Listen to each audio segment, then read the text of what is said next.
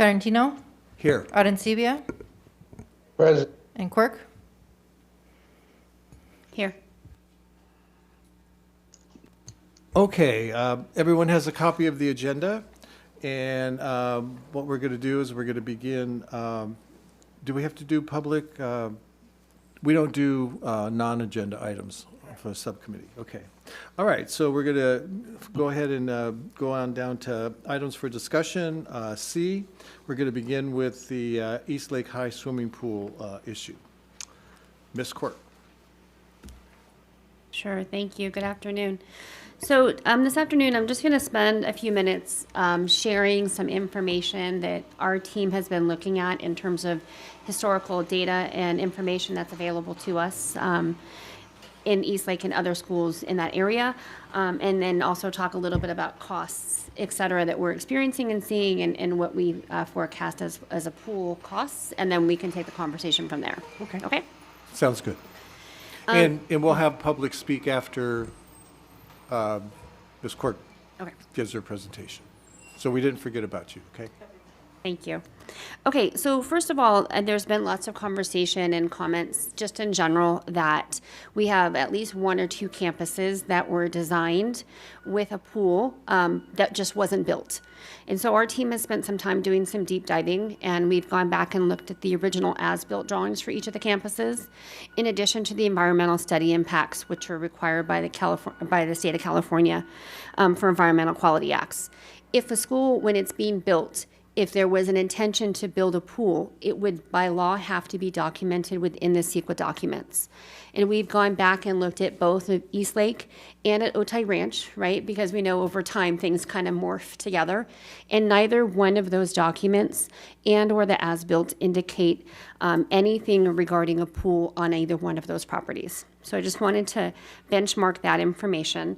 And then in the event we were to go build a new pool, it would trigger an EIR, which is for CEQA compliance.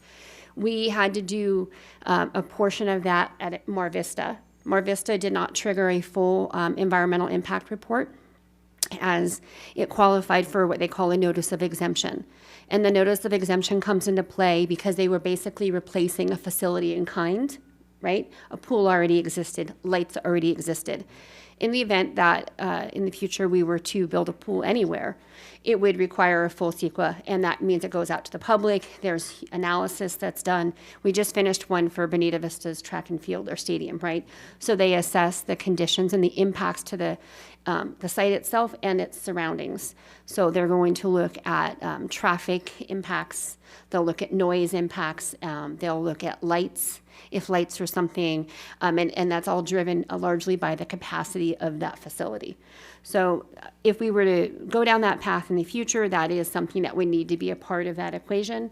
It's a fairly lengthy and costly process. And just going back on record, that did not and was not included in the original CEQA documents for either one of those school sites.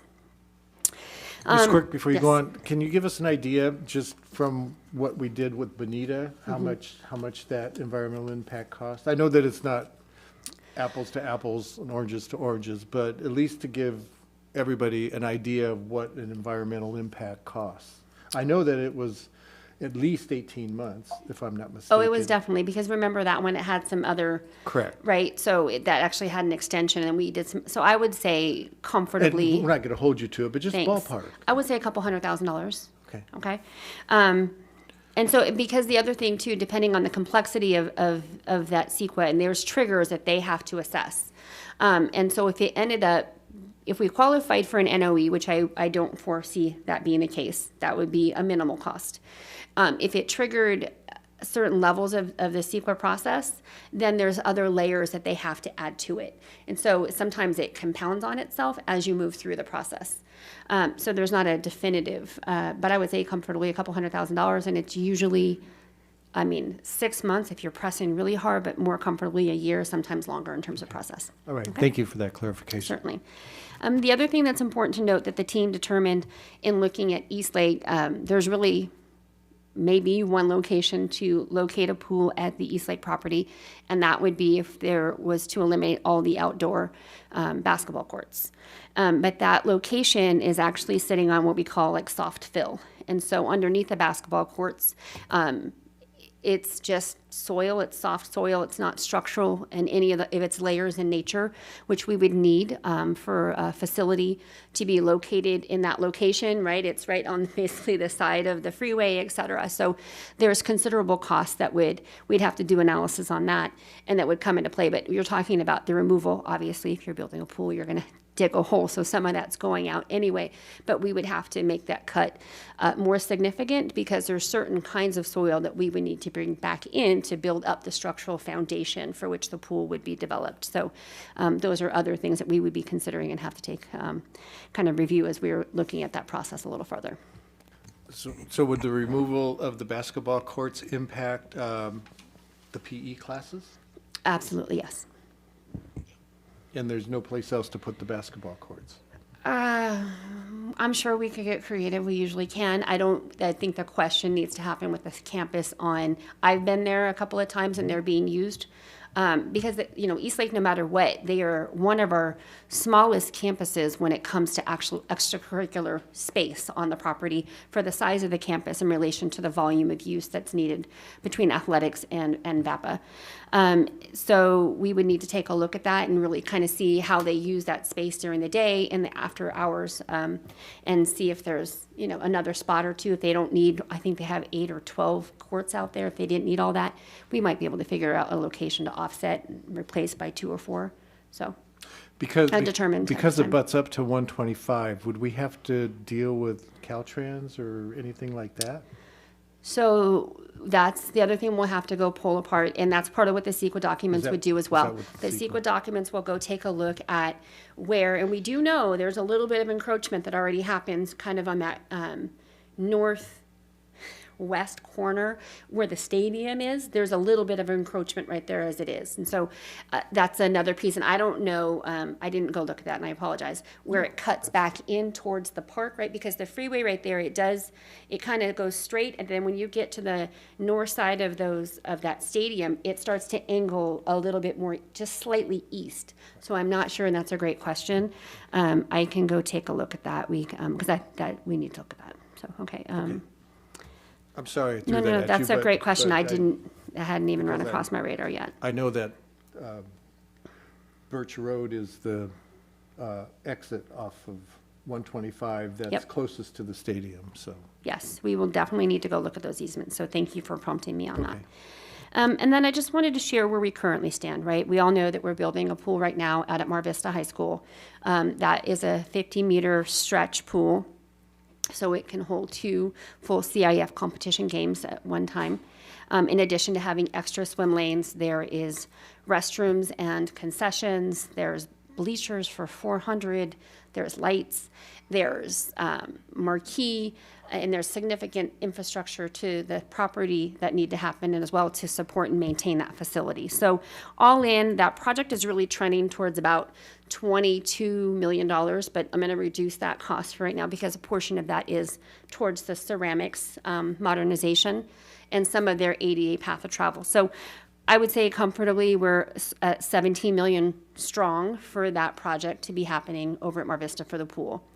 So I'm just mentioning that because as we're talking about the cost for a project, I know that there's been information shared that it would cost us roughly $6 million for a pool. So if you're able to put in a pool in the ideal situation without any amenities, maybe yes, you'd be in that ballpark. My other question is on that is depending on how old that quote is, we have seen a 25% increase in construction costs, just flat 25% increase in construction costs in the last year. And that does not take into consideration where we have what they're calling like 30-day escalators on top of that, or unknown bid day increases that are ranging from 30 to 40%. So those are baseline costs, and the numbers that we're seeing for the Mar Vista pool in today's dollars and the level of uncertainty that we're seeing, that's really where I would say we'd be somewhere more in that range. Obviously, that does take into consideration Is it the same size pool? Maybe not, right? Is it so? And so the size of the pool dictates the capacity of the pool. The capacity of the pool dictates how many restroom fixtures you need to have, right? That dictates whether or not you're allowed to use existing fixtures on your bathrooms, or if not, because normally DSA is going to consider that its own facility because it's enclosed and it's fenced in, and they do that for safety purposes. So there's layers of that conversation. In addition to that, so if you just took, like, I just did some rough math today, and like it's 6 million. If you threw the 25% escalator that we've seen in construction costs in last year, that would take a baseline project to 7.5. But we have soft, what we call project soft costs. So that's our architect fees, it's our inspector of record fees, it's our testing fees, it's our CEQA documents, all of those other portions that you add up. And it fluctuates between 30 to 40% depending on the need of detail that is required for a project. On a project like a new pool, it would require pretty extensive soils, et cetera. So I ran it at 40% soft costs today. So that would take you to a soft project cost of 10.5 million.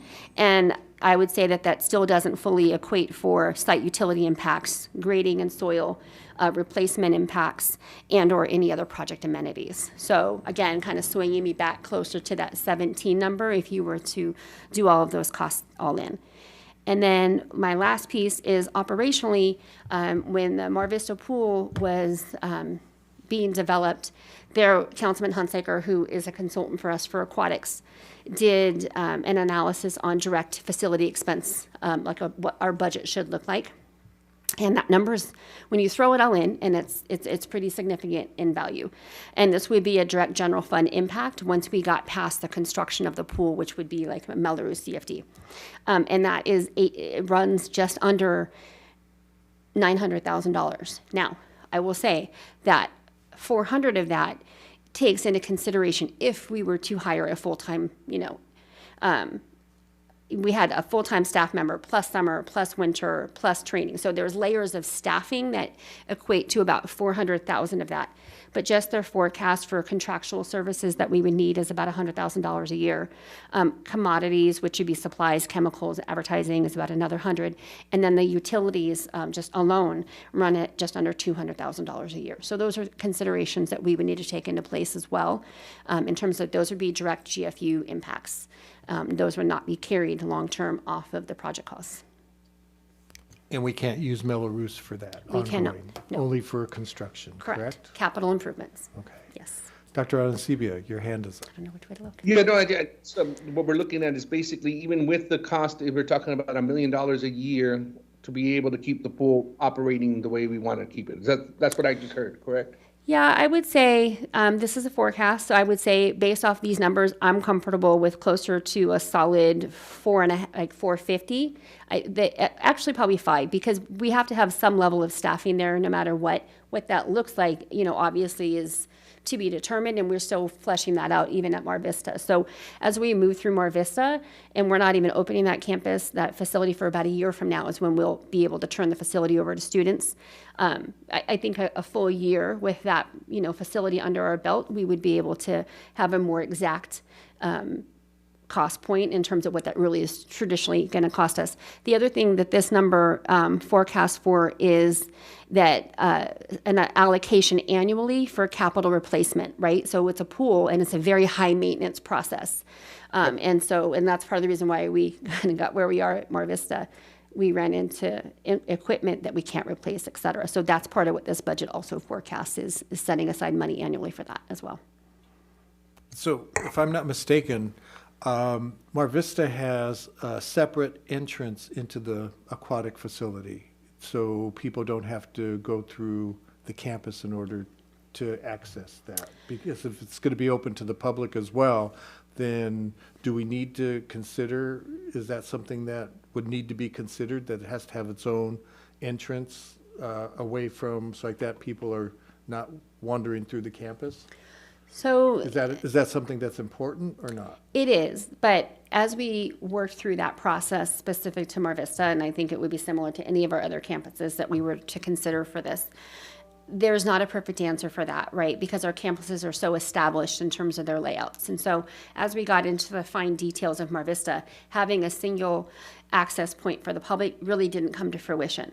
So, but part of that, it makes sense though too, because we're not just gonna say it's open to the public in the middle of the school day, because what is our job during the day? It's to protect our students and staff from a safety perspective. So it actually kind of worked out, and we're working like with the city of IB on establishing access times when they would have access to the facility after all of our athletics and sports are done, open hours during the summer, that sort of thing. And I think that if we were to venture down this path someplace else, we would be looking at those same kind of opportunities. And would parking have to be increased? Is there a parking stipulation in terms of, like, if you build a building, there has to be so many parking spaces per the number of people that are going to be around? Is that something that, I don't know, I'm asking. And So if- those and are- if- And if I threw you a No, curve, you I didn't. apologize. But, because I know that, parking is always an issue, and so I don't know. No, it's okay. So those are great questions. So parking is really determined, the parking that we're obligated for is our ADA parking. So, and our access from the public right of way, right? So that's part of what they would look at from the CEQA standpoints. They wouldn't necessarily say that we have to go build more parking, right? But they would look at, how is that program, does it already exist on that campus? The answer is going to be no, right? So are we bringing and introducing more students to that facility that have not already been attending there? Possibly yes. Why would that be? Because if we build a pool, if a pool were to happen on the east side, it would be likely inclusive of all schools on the east side. So those are the sorts of things that get triggered in the CEQA process. And then what CEQA does is they work with us on figuring and determining those mitigation measures that we have to determine within the design process. It's not generally going to be that we have to add parking. Really, they're looking at noise. They're looking at they'll do traffic studies with the city, right? They would look at East Lake Parkway right there where it's already so congested and you have to go right and you can't turn left across, right? How does that egress and ingress work for the community as well? So they layer in all of those pieces, and we would just have to respond accordingly at the time and continue to assess, as we know that's an ongoing discussion. So, Ongoing. yeah. Okay. Dr. Arancibia, you have your hand up. Is same, the intersection that you're talking about is the same one where we have some residents calling the police to have cars ticketed because they're parking in the wrong place? Yeah, I think we're definitely talking about all those access points on East Lake I Parkway. just want to confirm that. Yes. Okay. Thank you. That was it. So that's my quick summary of the work that we've done to date in terms of kind of some historical information and or where we are with real life costs as of today with regards to aquatics. Okay, so getting back to your initial statement in terms of when both East Lake High and Otay Ranch High were in the planning stages, there was no pool that was designed to fit on the campus. Not that we can see in the documents anywhere. So what about the urban myth that at Otay Ranch there was a PVC pipe and it was filled with cement? PVC pipe for Well, the pool because it was supposed to be a pool there, supposedly according to the urban myth. And then they filled the PVC pipe with cement. Well, if that were the case, first of all, there's no indication on their as-built or CEQA documents that there was ever going to be a pool in that process. But in the outside chance, in the event that something like that did occur, concrete-filled PVC would not be of any use, and we would have to remove all of that and replace it in kind. Okay, and if I remember correctly, when there was a flood at Otay Ranch, and it was supposedly where the pool was supposed to be, it was in the locker room area, we had to dig up the concrete and stuff, and we didn't find any PVC pipe. Is that correct? Do you remember that? So I think you're predating me being here. But I will say that I think it's interesting. I heard you say that was by the girls' locker room. It was by where the lockers were somewhere. So what's I- interesting about that statement is that the urban myth that I'm familiar with for Otay Ranch actually has the pool in a completely different location on the property. All right. All right, because this was by the lockers, and we had to dig up the concrete because there was a flood. The drainage wasn't right, and so, Okay. okay. All right. Dr. Arancibia, you have anything else on this issue? No, I'm appreciative of the information that we're getting. I think I think that you're explaining the concepts very well. I mean, I know that at Jackie Robinson YMCA, they've actually built a pool as well, but it's taking funding, like an extensive amount of funding to be able to assure that it's not only built, again, like you pointed out, staffed and maintained. And that's the difficulty. We can build things, but the problem is how much will it cost just to have maintenance done on it? And I didn't know this just from going to the YMCA. Currently, we're in a shortage of chlorine, and we can't have certain things with chlorine over there at most pools, or public pools. The jacuzzis are being shut off simply because we don't have enough chlorine to be able to run the jacuzzis. So these are just costs to me, in my mind, that are just above and beyond. And I know this as I've seen other pool projects come through. So I just thank you very much for all the information. Okay, I think we're ready. Whoops, I think we're ready for public comment. If anybody would like to speak. I have two speakers. Jenny Scheit. To the microphone, please. If you feel comfortable, you don't have to wear your mask. Oh, We're all okay. vaccinated, and Okay, cool. so if you're vaccinated, that's fine. Okay, great, thank you. Yeah. So first of all, thank you, Ms. Quirk, for all your information. And I wish you were so kind to reach out to me and tell me a lot of this, but I didn't know what was going to be presented, or I would have had thoughts on all of your things. But just There's always a board meeting next week. We'll be there. Just some other thoughts regarding a couple figures. So regarding the pool costing a lot, yes. I mean, I don't want to, dispute your expertise. You obviously know what you're doing. And with anything, I feel like we can increase the value of things or the cost of things, or we could, make them lower. And so I appreciate the fact that you're kind of being conservative. So that way, if we come in under or things like that. But I think if we look at other pools that have been built, they don't have to cost as much. It kind of depends upon how much we're putting in terms of bathrooms and restrooms and all those things that you talked about, concession stands, and we are not asking for that. Maybe that's what the district wants. They see it as the best need for the district, but in terms of what we want, it's just a pool for everyone to use.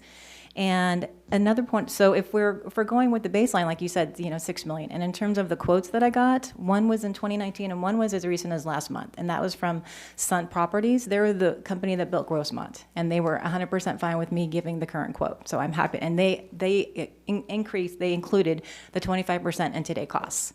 They based it on what it would cost to build Granite Hills, and it was the same amount. So I'm more than happy to share that with you. With regards to operational costs, if you talk to Lindsay Danner, who runs the aquatic at East County, she says it costs Granite Hills $150,000. There was a feasibility study to do a San Diego, their pool there, and there were 3 different layers. And it's exactly what you said. If you want to staff it full time, wow, that was a lot of money. And that's the $1 million that you're referring to. But there are other options. If you have PE coaches that are certified, run the pools, that goes their cost because they're already being paid. And, even in the feasibility study, it was $182,000. So we have other sources showing us it doesn't have to cost $1 million. And when I talked to Poway, their aquatics manager, because I was afraid of those costs, he said they share it with the city. So they release a lot of those costs with the city, so it doesn't all have to be on the district. So I don't feel like we should throw those costs away in terms of it's going to cost this much out of the general fund. There are options out there where it doesn't have to cost as much. We just have to run the numbers, be creative, and think about it. And I think with regards to using all 8 basketball courts, we're just asking for 3. Let's keep it small. Let's keep it only 12,000 square feet. The quote that I got, this is a guy that builds pools all over. I don't know if you've been to this awesome pool that we competed at with the JOs up in Torrance. It is awesome, and he did that. He knows his stuff. He said it would only be 12,000 square feet. We don't have to make it huge, It's just, we're asking for something basic, 50 meters, so all the kids can swim, keep the costs low, and there you go. Thanks. Go ahead and finish your. That's We're not That's kind of all I had. Those are my main points. Okay. I can give you documents showing all that. I'm happy to do it, but I understand you're looking at the best for the district. Understand that you don't want to come in over budget. I just think there's enough support to make it happen. We can do it creatively. I was even talking with Dr. Cook. I'm not sure if he could be here or not, but he was kind of surprised at how small it can be. I mean, if it's only 3 tennis courts or 3 basketball courts, that's a game changer for him. And also, he said he was willing to kind of tear up possibly some of the tennis courts that were there, because in his opinion, there were a lot of tennis courts there. So I think if we're creative, if we work together, that's the main thing we want to do, is work together and see what we can do to make it happen, to try and keep it as low cost as possible, where all the needs of the community are satisfied, and using our Melrose that we're paying. You know, people in Eastlake are paying up to $3,400, annually for their Melrose. It would be great if we could put that to use for the schools in their community. It's going to possibly raise property values. People are going to be more excited. The teachers want it. The principal wants it. Students want it. I just feel like we're happy to work together to do whatever we can, to look at the money, to look at the finances, and to be creative about it. But thank you for your time and all your effort in researching it. And I know it's hard. I was just thinking, you have to do 30 different schools. And I've been going to all the different schools lately, and I don't know how, as facilities, you do that. You're going to talk about the master plan later, when you have to look at, Chula Vista. I think you guys are redoing the track there, but oh my gosh, when you're, oh dear. The key is roller skates. Okay, She all has right. roller skates So I and get the she whole goes equity around. thing, like 100%, but it's just something to think about. So thank you. Well, before we bring in the next speaker, can you address the fact that CFD number 1, Eastlake, has $44 million, okay? And how is that, how do we work the Melrose? Because I think people are under a misconception in terms of what's collected in a CFD district goes to the CFD district. Do we do that? So is that whole $44 million that's in CFD number 1, Eastlake, is that to be used only for the schools in Eastlake, which would be Eastlake Middle and Eastlake High? So I'm going to answer this in the way that I know how to answer it, because I'm not the finance person. But if we were to build a pool, it would not be solely, let's do hypothetical, it's going to be on Eastlake's property. We would not only use funds allocated specific to Eastlake, because we know we would be providing opportunity for other schools on East Side. So distributions would come from some of the other CFDs as well towards that project cost. Okay. Are we on the And same page? Did I answer you backwards? My understanding in how we work the CFD monies is that the money is pooled for projects throughout the district, but specifically in other CFDs. So there has to be a CFD district in order to use CFD money.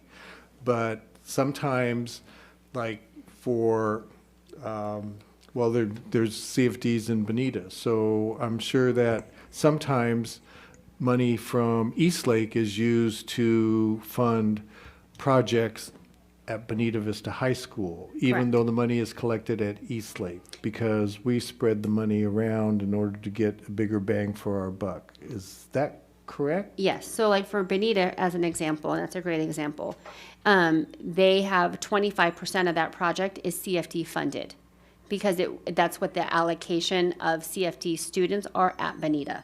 So that's how that's funded that way. So they would look at, like, finance would sit down and they would take a look at that and figure out where all those different threads would come from to create that project cost within the CFDs. And those numbers, I think, if I'm not mistaken, are calculated by our resource person, Barbara Hale Carter. Doesn't she do some of that projection in terms of how many CFD students are at different schools? She does. Okay, all right. Does everyone understand that? I get it. Okay. I just feel like the money isn't pooled, it's based on how many students are going there. So if we have 90% of Eastlake students going to Eastlake, then we should be able to use 90% of CFD1. So that's $44 million. There's $121 million in total in Okay. Okay. in my opinion, Okay, if that's a priority. okay. All right, next speaker. Connie Leon.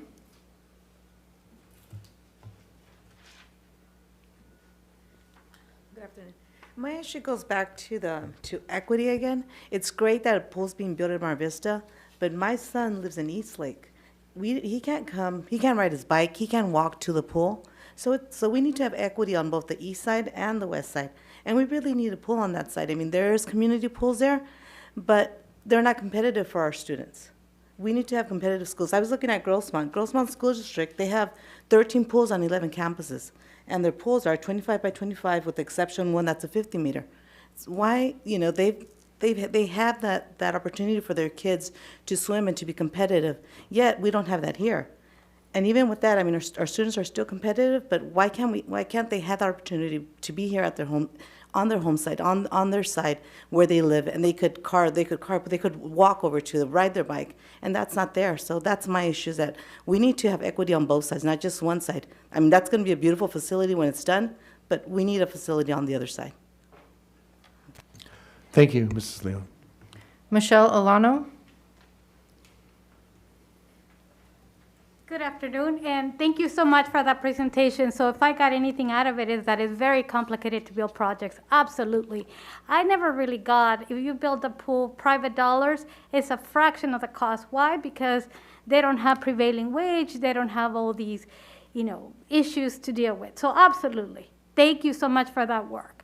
And so what we're here to ask is, let's keep moving this project in the right direction, which is, I get it, I'm exhausted by all the issues that need to be done. Of course, CEQA, and it wasn't anticipated that we'll need a pool. And the question that I have is, why not? Talk about equity. We're building a brand new pool in Mar Vista. So when my son was in the aquatics and the water polo, it's 30 minutes to go to Mar Vista. And the parking lot, you speak about it, Mr. Tarantino, it was in disarray. There were potholes in the parking lot. It wasn't maintained. So as you're doing the pool, you need to refurbish the parking lot. You need to look at all those things. So all we ask is equity. How do we have one of the fastest growing school districts, and we're asking our kids to represent in La Jolla and Coronado, but we don't have a pool anywhere in the East? Nowhere. Otay, Eastlake, and I get that it wasn't anticipated, and it makes me wonder, is it because all these private pools that are in the community? But how about the people that don't have access to that get bussed in? They don't get a chance to swim. You talk about equity for the population. I don't know how to swim. Never learned because I didn't grow up with that opportunity. And I'm really happy that my kid did. So how do we provide those opportunities for our kids? So what we ask, absolutely, if we need to put it in the ballot for the residents to determine if they want a pool available to the public, absolutely. Let's have the same opportunities that Mar Vista has. Let's make it a public pool if it would benefit. So you talk about funding. You talk about Eastlake, CDF, and you pool money. So it's called a benefit. That's like, and so you would talk to your finance people, and trust me, they'll find the pots of money and the distributions all the time. So what we're asking, we need to, where's the prioritization schedule? Where's the priority? How do we get this to the list? We're sitting here, I can be here every week or I can be here every month, but we want to move it forward. If not in Eastlake, any other high school in the East, and I'm not here to throw it away from Eastlake because Ginny would say, what did I recruit you for? But I mean, let's make it happen. Let's make it happen somewhere. I mean, you don't make anything happen without some sort of compromise. So I'm not say Eastlake or else, but no pools in the East. I mean, our kids are competing again, La Jolla, Coronado, and we're like, where's your pool? Oh no, we go to Southwestern College. And I was a student at Southwestern College many, many moons ago, like 30-some years ago. And that took 20 years. If Mr. Tarantino, every time it would be, where's the money? Where's the money? And eventually it happened. Let's make it happen for us too, please. Thank you. And Ms. Alano, I think number 4 will address your issue in terms of how does it get on a list? Because I think Ms. Quirk is going to talk about project prioritization. Okay? Thank you. All right? Thank you. So stay tuned. I will. Okay. Amy Olson.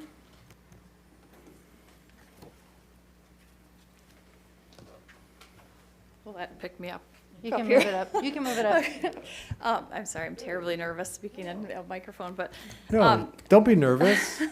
Don't be nervous. I want We're to okay. piggyback on one thing that Connie said, and that is the commute to these pools. Last year, when Southwestern was closed down, our kids were traveling that 12 miles to Las Palmas, and it's not a safe drive on the 805 for them, these teenage drivers, to be taking that drive, and the inequity there as well. If you didn't have a parent, if you're a kid who is on the team that's not a driver yet, or didn't have a third car in your family or whatever, you had to have a parent that was not working at that time to get you there, which makes water sports kind of a privileged activity. So the inequity there with not having a pool close to your home is very frustrating. And seeing that Mar Vista feels like a very remote and isolated place to have a pool when you have all this cluster on the east side. And again, Jenny, don't be mad at me, but we'll take it anywhere on the east side. We'd love it to be at Eastlake, but it would be nice to have it somewhere on the east side. I'm sorry, I'm so nervous. No, don't be nervous. Just speak from the heart, like you're doing. Well, I think some of the money can be picked up through renting the pool to clubs. We have club water polo, we have club swim teams that are in desperate use or need of pools. It's very hard to get pool time. People were beating down the door at Mount Miguel last year trying to rent that pool space, and that's very close to us. So I feel like we would be a good location for those types of clubs. I know there are scouts. My son is an Eagle Scout, and they're always looking for a deep pool to do their aquatics, merit badges, and things like that. So that'd be another source of revenue to rent to those types of places and to integrate into the community. What else? I just want to encourage, like, having all people be able to learn how to swim. It's such a good, healthy thing that you can do for your entire life. There's a lot of sports that you're going to do in high school and maybe college, but you're not really going to take it, to life. But swimming is something you can always be doing, so it's important for every student to know how to swim. Personally, I get frustrated watching when I see the newsletters, and it's always, we're replacing this field that already existed, or we're redoing the weight room, which already existed. And I'm sitting there going, well, what about a pool which doesn't exist? Like, let's build something that doesn't exist instead of keep replacing and shining up what already existed. You know what I'm saying? So I would really appreciate it if a pool would be considered. Thank you for your time. Thank you, and you did a good job. No further speakers. Okay. You all know that tonight we're a subcommittee of the board, so no decisions are made. This was just information sharing, and so the minutes will be transmitted to the board, and depending on it'll either be on Monday, the minutes will be approved on Monday, or the subsequent meeting, depending on when Hernandez can get them done. So no pressure, Yoli, no pressure. But anyway, so yes, Janine. I do have one more thing. Athena Quarles, who's listening in right now, she does our finances for all of our CFDs and our bond dollars and things like that. And she has shared that on the district website, if you go and look up Reso 4536, that is the CFD annual reports that's available for your review if you have not already Could found you it. repeat that number again? Sure, sir. Reso. 4536. Okay. Okay. All right. Okay. I think we're ready to move on to item number 2, general update. Sure. Thank you very much. I just had a few things I wanted to share. Number one, we've hired finally a new project manager. Her name is Janice Alcarez. She actually got hired as a planning specialist with us, and due to her background, was swooped up as a project manager. So I'm happy that she's getting in motion and advocating for the fact that we need one more. Ideally, with what we foresee coming to us with CFD-related projects and future bond dollars, we definitely will be in the need of a third project manager. Second is construction costs. I've already kind of touched on that with the discussion about the pool, but we have continued to see a 25% increase in construction costs across the board on our projects, and then a 30-day escalator. We're also being told that on bid day, because the market is so saturated right now, it's really interesting. Folks, for contractors is a good thing, have the opportunity to be very selective in the work that they're pursuing. So we may have a strong turnout for job walks, but they're just kind of searching for projects of interest. But on bid day, we're not seeing that same level. So we may have 10 or 13 people show up on job walk day, but on bid day, we're still only getting 1, 2, maybe 3. And the more we have on bid day, the better, because then they get more competitive and it drives those costs down. The other thing that we're being told with our construction manager partners is that our front ends call for, from the day that we accept bids, that we can hold a bid up to 90 days before we bring it forward to the board for approval to initiate contract. Because of that, contractors, with so many unknown things happening out in industry right now in terms of materials, costs, shipping, everything else, they're just throwing extra money on top of their normal bids right now for unknown, because they don't even know what to forecast for. So the longer we have available for that duration, like a 90-day, our CMs are recommending that we consider, and we're looking at it like if we shored that up to 45 days or even 30. 30 makes me a little uncomfortable, especially if we're going to shift board meetings. But something for us to consider, anything that we can do to help mitigate and continue to reduce those costs and those impacts to us. Okay. And then my broader concern is that with everything, several years ago, we saw our construction costs rise. And like anything, right, nothing ever goes back to where it was before. And right now, it's kind of over the word unprecedented, but it's kind of where we are. I'm concerned that we're seeing a new floor being set with our construction costs, and currently there's no ceiling. And so while we're talking about how do we forecast a pool cost or anything else that we're doing, that target is moving, and it's moving rapidly, and it's not going to settle back down where it was at before. So it's just something for us to keep an eye on, and we're putting in provisions as we're forecasting for projects, how to safeguard ourselves. We did, for a couple of our current projects, have a safety net, thankfully, with that fund $35. But we're not always going to have that. And so how do we forecast for that and prepare accordingly and not get stung in the process or have to continue to bench projects? So anyway, just my quick construction update. That being said, we do have 3 projects that we're looking to bid here in the very near future. You are going to see the San Ysidro replacement of the San Ysidro ROTC facility coming your way in the next couple months. In addition to the replacement of their synthetic field and track refurbishment, it's end of life. It's at almost 17 years. Actually, it looks fantastic considering how old it is, but it's done. It needs to be replaced.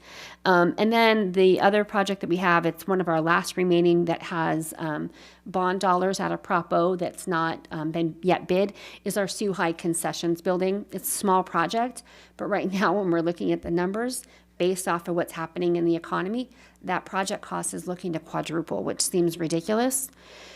At the same time, it's been benched for so long, like we need to get to the other side of it. So we're assessing that to see if there's a sweet spot for us to be able to bid it, which we're approaching that quickly.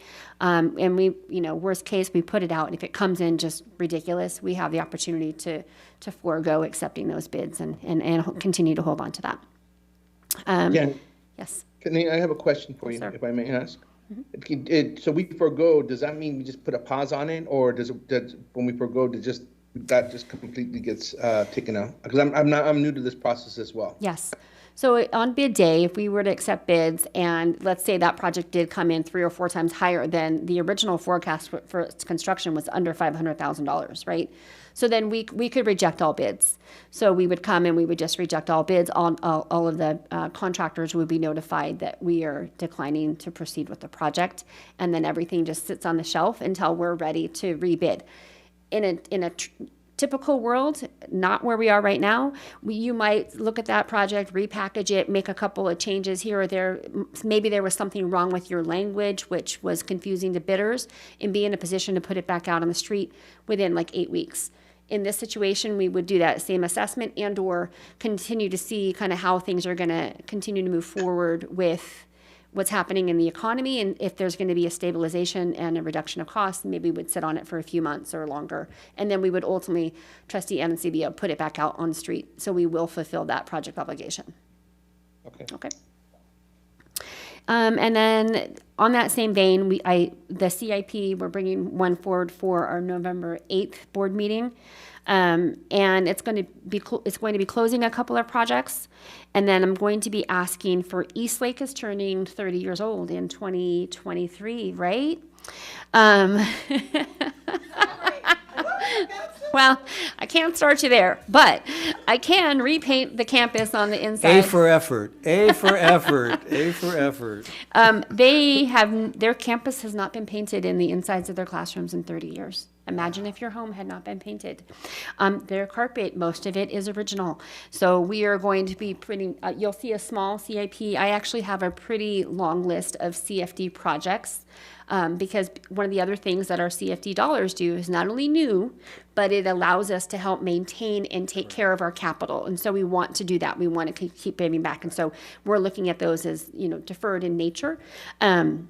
But I'll be bringing some of those, and some of them are smaller. And so I'm looking at how I can find efficiencies and tie them into other projects.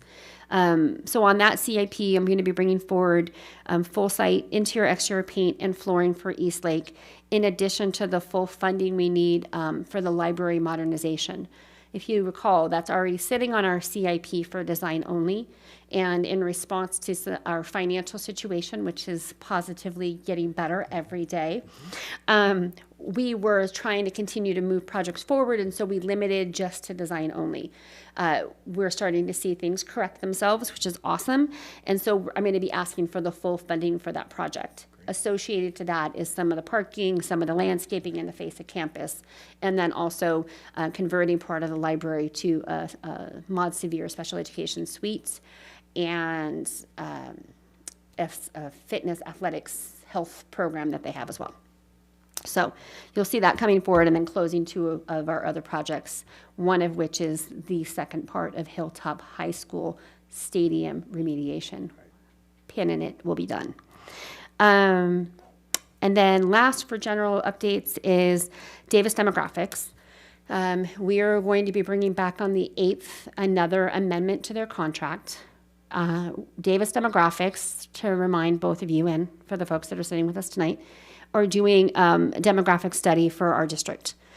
And they go back, they do a 10-year forecast, they go all the way, they look at birth rates, they look at our kinders, they look at all of our feeder schools, and they do it based off of residents and assumptions for student generation rates. So our forecast, we know, in declining enrollment across the state of California. We are certainly feeling that here. And so our trajectory was moving downward. They owe us 3 reports for 3 years. They just kind of finished their second one. And it shows a more severe trajectory downward than we had been anticipating. But it's also got COVID impacts, and I don't know that anybody really knows what are our true COVID impacts in any direction. So what we're asking them to do, and you'll be seeing this come back, because we did just do an amendment to them for the trustee areas and for another component. As we were starting to dive into this, they can actually do another layer where they take our actual enrollments combined with their demographic studies, so they can tell us by residents very specifically where we're going to be sitting. And so that's part of the real story that we need to know and understand.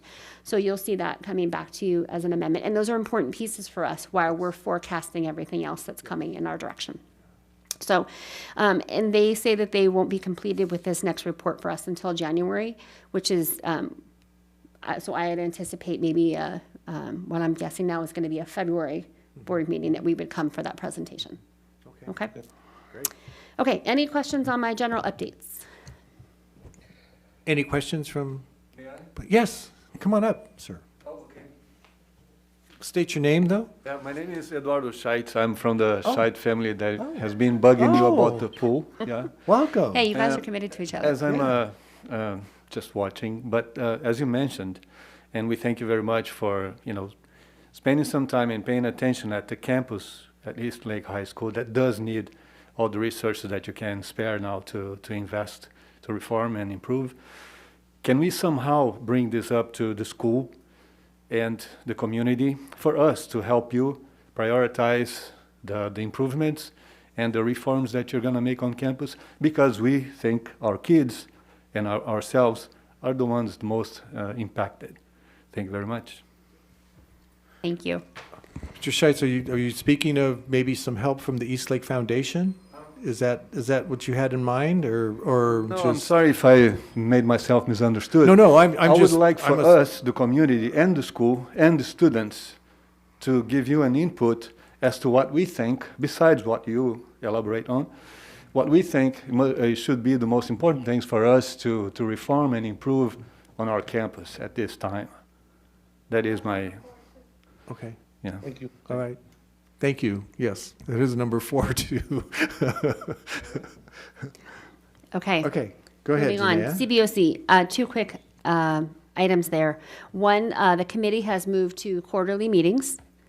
And then secondly, earlier at their annual update for the year, they had requested a joint meeting with the board, and President Segura had asked for us to plan that. So I have that on my radar. I'm just giving you both a fresh reminder of that. But I don't foresee us doing that, and I'm being strategic. And that's going to take us to item number 4, which is our project prioritization, which is going to get to some of the comments that Mr. Scheidt just brought up as well. My theory is that the joint meeting will coincide when we're getting ready to go to issuance for Measure DD and for Prop O. So that we can talk about the project prioritization and elements that are included in that. And that would be a great opportunity for those two, for the board itself and the committee to come together. Makes sense. Okay. Thank you. Sure. Can I Okay. say something? Yes, sir. Sure. Adrian. I have a question. And I'm going to sound like a total doomsayer for saying it like this, but I remember 2005 and the economic crisis that hit us in the state at that year. And it was, ironically, it was the same time that my community college district passed a couple of bonds. I think it was NNS, right? And it was such a crisis economically that the exact opposite. Right now, I get the feeling like we're in an overheated economy, right? And that period, it was so desperate, the times that we came up millions, if not tens of millions of dollars under a budget simply because of the economic context that the bond was issued in, right? Or at the very least after. And I hate to sound like a newsayer, but would it be a better idea for us just to wait until the waters become more calm with regards to supply chains and making plans? I mean, or am I totally incorrect in that assessment? So that's a really good question. And for the projects that I'm saying to you that we have right in front of us, like the ROTC project, right, that we're going to bid, majority, there's about $3 million worth of site work associated to that facility. But the rest of it are those buildings that were actually had fabricated off-site, and they're going to be set on. So we do think that there's going to be an uptick there. But the problem is that the list of needs that we have continues to get longer and longer and longer, right? And the other good problem that we have is that the financial resources that we are going to have available to us within this next year are going to grow. And so we have to figure out that balance. And so I'm trying to look at some of the things that's like, okay, it's been out there, let's get her done, let's be finished, let's move on, so that we can change our focus. Now, that being said, once we get through these 3 projects, plus what we already have out there, we are going to be moving into what I call a design-heavy time period or opportunity. And so that's what I'm hoping, right? That we're going to see our initial, we get through our programming and our schematic estimates on things once we approve those projects and we get greenlit from the board to proceed with those sorts of things. And those estimates, we come in and we're like, oh my gosh, that's horrible. How are we going to get to anything? But as we move through that process, and then we have the opportunity to determine when we would put projects on the street to bid, that we'll start to see the economy right size, costs reduce, and at least settle down. So that's kind of what my plan of thought is. I'll let you know if it actually works out. And there may be a job for you in Washington if it all Hey, does. pretty sure that's not a thing for me. No, I- Okay, so lastly is project prioritization. So I just wanted to run through this. I have there's item number 5, which will take 10 seconds. But so project prioritization is a conversation that we have at the CBOC. They ask about it regularly, but just as a reminder, so when we did our last issuance for O, we had I'm not going to start there. I'm going to start here. We have 3 main funding sources, okay?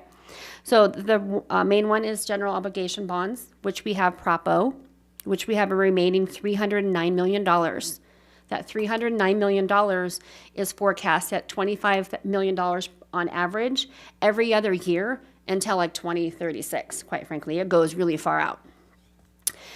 We also will start to be able to have serious conversations at some point in this next year about Measure DD, which is a $403 million bond obligation. We are seeing that come in hopefully in what's looking like 3 different issuances over 6 to 8 years, which is great. And then the last one is we have our state match funds. And as a reminder, we submitted for all of our projects, we work with our consultants at the state and figure out where we qualify for modernization money and or new construction money. And sometimes we've tapped out on that and we can't get that money. But in regards to our HVAC project, our big one that we did that was a $38 million project, we got $15 million. Actually, there's another almost $2 million coming for Bonita Vista Middle. So in total, we'll be close to $17 million in state match funds. Some of that we used to offset Bonita and Mar Vista and actually Hilltop Middle about 8 months ago. Right. We will see some of those pennies come back to us as those projects balance and close. So those are great things. And so I'm starting to map out what those allocations might look like and starting to look and dust off the document that we used for our project prioritization from last time. So we have our master plan. It's done in 2018.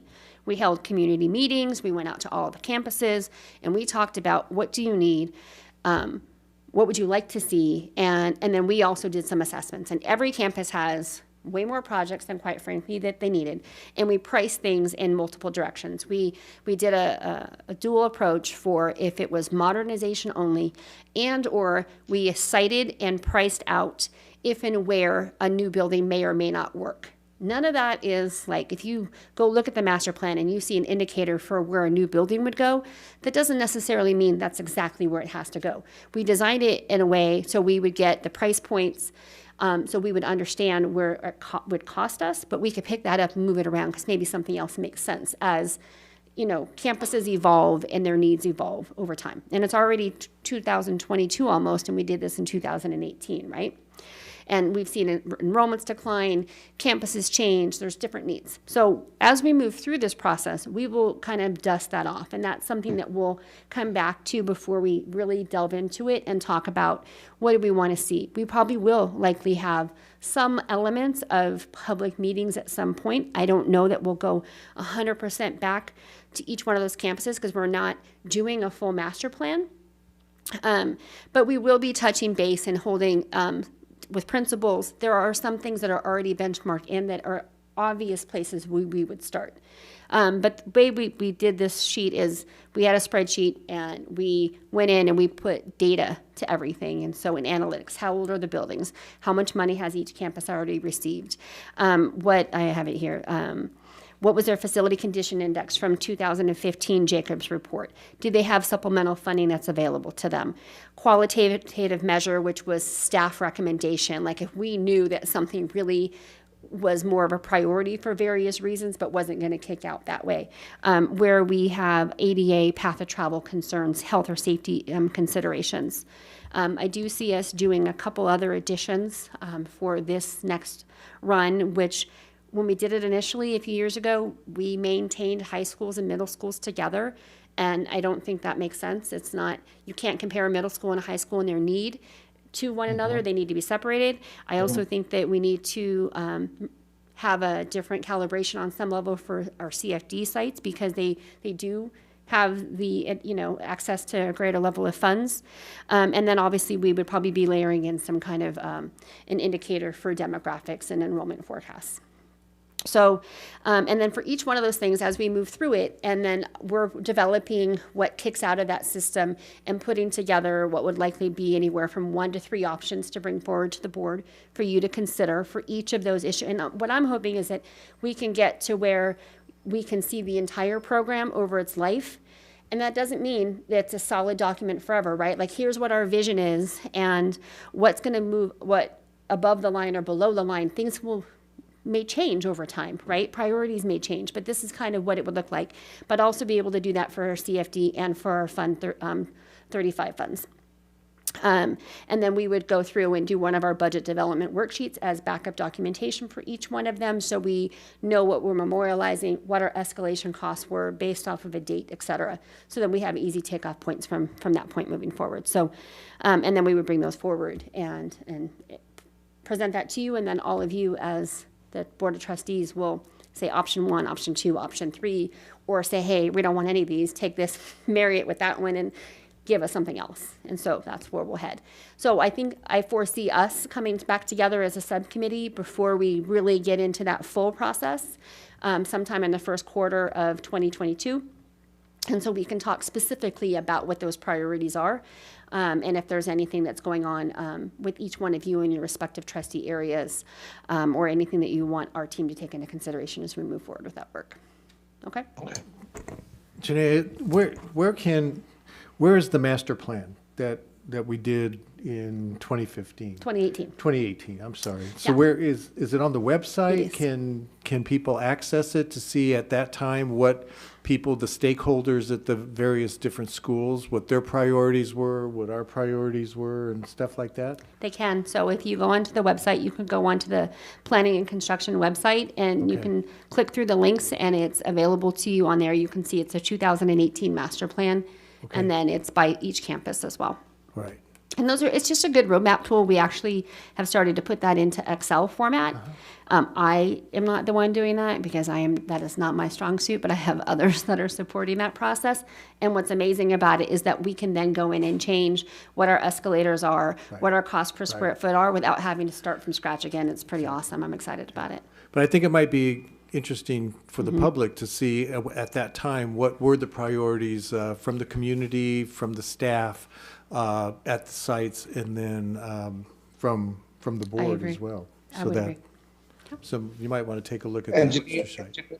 Janae, it's okay if you're not an expertise, you don't have an expertise in Excel. I don't think any of us do. And I think it's take a special kind of person to have expertise in Excel, because that just drives me bonkers every time I have to use it. So Nope, just- I'm good about vision and asking somebody else to execute. So, and then my last one, item number 5, I shared with both of you, and it's posted with the meeting minutes. The maintenance department put together their project schedule for the year, and so I just want to take a minute. I mean, some of that also will, maybe move around a little bit, but it's a very in-depth and extensive project list for them. And they're kind of our unsung heroes. They're out there working in the trenches. They're making things happen all the time, and nobody really realizes it. And so I just wanted to take a minute to honor and respect the work that they're doing and the leadership from Mr. Malone in regards to how he is helping drive his team. That's it. Okay, Kudos to them. sure. Come on up. Real quick, so I get the prioritization schedule. So how do we get the pool or at least some sequel study, or how do we? I mean, I guess we're coming here to take your time, and we all have busy schedules. We have full-time jobs, and here we are. How do we get the process started? Because I get what you're saying. Condition assessment, funding options, age of the facility, all that. So when you look at all those and you look at brand new pool, it looks kind of frivolous. Oh, who needs a pool? They got tons of private pools. So where can we go to get help? Like, I could sit here all day, but how do we get the ball rolling? We'll look at the master plan. How do we update the master plan to include a pool somewhere? Don't kill me. But how do, I mean, I guess we keep asking the same question. How do we get this moving? We'll look at the master plan. You talk about different pots of money, and Jeannie has done a great job to say CFD money, East Lake money, whatever money, but there's bonds, there's other funds, there's other pots of money that this pool could benefit from, and then same with the general fund. So how do we do that, or where do we go? I'll go to the website, but how do we get it in the priority schedule to be a priority? How do we make it a priority to get on the schedule? Where do we go? What do we do? And I'm not saying to make a decision. I'm just saying, what do we need to do? Because from what you tell me, you're going to look at all these things, and then you're going to give it to the board, and then they're going to do their magic, and people are going to talk. And that's why we're here, because we want to show that, you guys that we really care. So how do we do that? Tell us where to go. I'll go to the website and I'll look at the spreadsheet and I can read them and I can do the escalator. So yeah, it's not foreign. I work in finance, but how do we do that? That's what we're asking. If someone can direct us, I mean, we're not asking, I know we understand there's meetings, there's Brown Acts, there's all that stuff. How do we get it there? That's all I'm asking. Do you want me to take that? Well, I think from the board's point of view, you know, keep on coming and making your case. You know, there's a lot of different competing priorities, as you know, and so you know, I don't know. It deals with finance. It deals with you know, lots of other things. So that's the only thing that I could say. I mean, I don't know. Hey, Dr. Alancibio, do you have any ideas? Well, this is one of the things, and I think we have to be, as a group and as a committee, and as everyone here has to be really careful how we throw the word equity around. And I know it becomes equal. That's what you're asking for, is equality, not equity. And then I'm explaining to you why. Because when we actually look at the monies that we're looking at, and I say it with no offense to you, please do not take offense to this. If we have 100 students in aquatics that are taking advantage of this program, right, the pool, that cost us this much amount of money, right? If I have that same amount of money that could actually impact the lives of, let's say, you know, 5,000, 10,000 students by doing particular things, that's not, you see what I'm saying? That's not functioning in equity. That's functioning and actually, you know, only for a select group. And this is what we want us to think of. If we want to get creative about fundraising, and thinking about, you know, city, you know, district partnerships, I think it's important to broaden out the conversation, not just to us. I think it's important to broaden out to community groups, the county, the city of Chula Vista itself, because I think, well, at least what I'm seeing from the numbers, we're actually pretty strapped in consideration of all the different things that we have to spend on. And I think that's a larger conversation perhaps that we could have, or you could have with county individuals and city individuals to see about what kind of buying we can get for an aquatics station there, and at that level. But I think that's one of the things that we have to be very careful with when we say it's equity, because it's really tough for me to swallow equity as a person who's worked for equity. It's, I mean, you can, if you just look at this, at the list that they put in to the scheduled maintenance, and I'm looking at this right now, there are literally 105 projects.